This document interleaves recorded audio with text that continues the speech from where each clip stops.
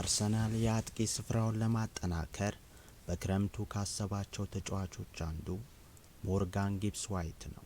ሞርጋን ጊብስ ዋይት ባለፈው ክረምት ቶተንሃም ሊያስፈርመው ቢፈልግም ኖቲንግሃም ፎረስት ጥያቄውን አልቀበልም በማለቱ ሳይዘዋወር ቀርቷል።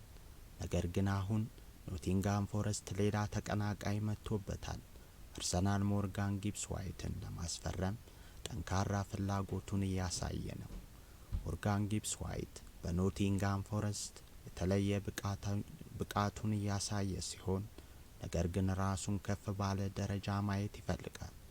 ለዚህ ደግሞ አርሰናል ተመራጭ ነው። የሞርጋን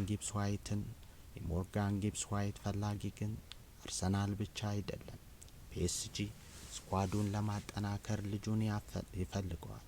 ቀጣይ የሞርጋን ጊብስ ዋይት ማረፊያ የት ይሆን? ካቲዩብን ሰብስክራይብ ያድርጉ።